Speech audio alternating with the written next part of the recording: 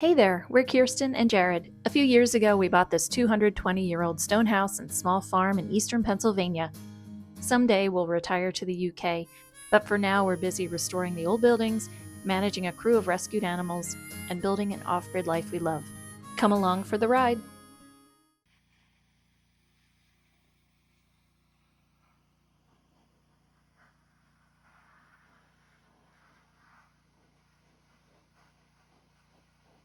Welcome to our 1807 farmhouse, and today I'm actually going to be working on our spring house. This spring house, as the name implies, is fed by an underground spring.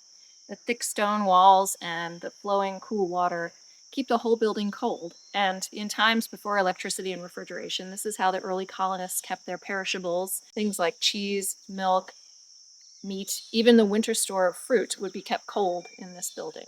These days, we keep all of those food inside in our fridge, and this building actually is the location for our pool pump and other equipment for our pool. So maybe not as charming, but a very practical, adaptive reuse of this building.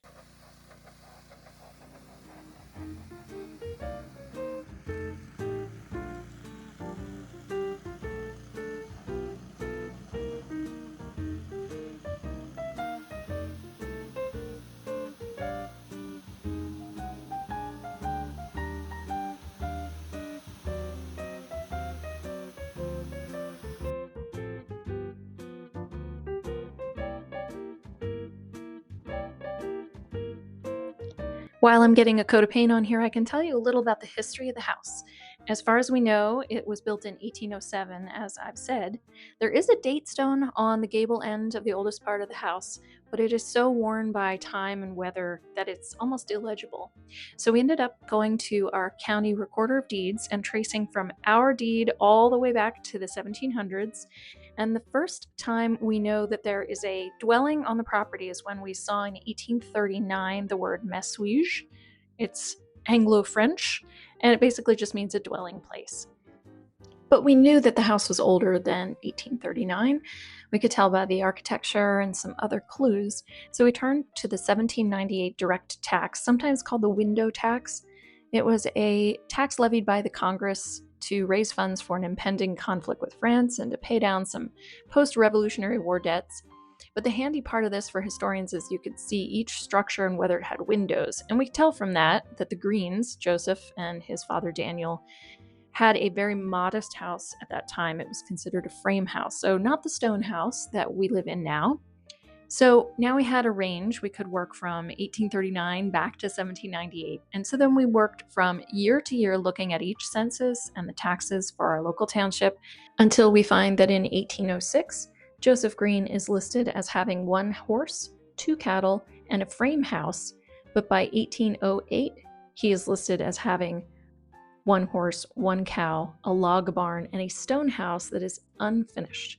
So we think that our house was built maybe starting 1807, completed in 1809, perhaps? Who knows? How long does it take to build a stone house in the early 1800s?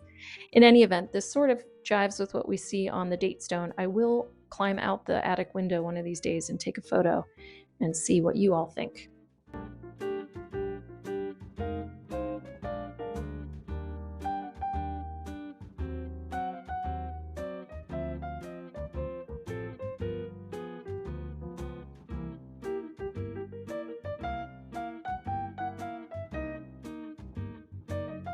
We had great weather for the dogs to keep me company while I was painting. We have 2 rescued mutts. The bigger one is Lark. He's maybe 6 years old. And the smaller girl is Birdie, and gosh, we think maybe she's 18. She's deaf at this point, but still has lots of energy.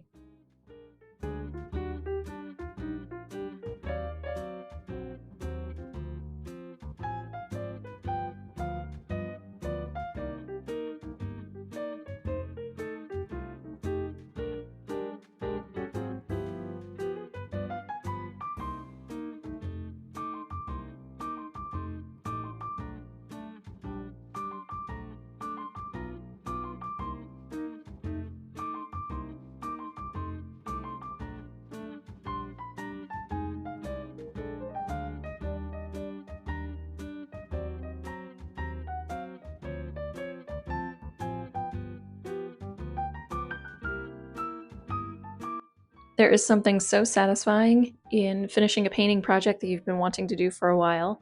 Makes everything look so clean and fresh. And the wreath was a finishing touch that I was looking forward to. We put a new roof on this building last year, so it was begging for a paint job. I think it looks great. What do you think?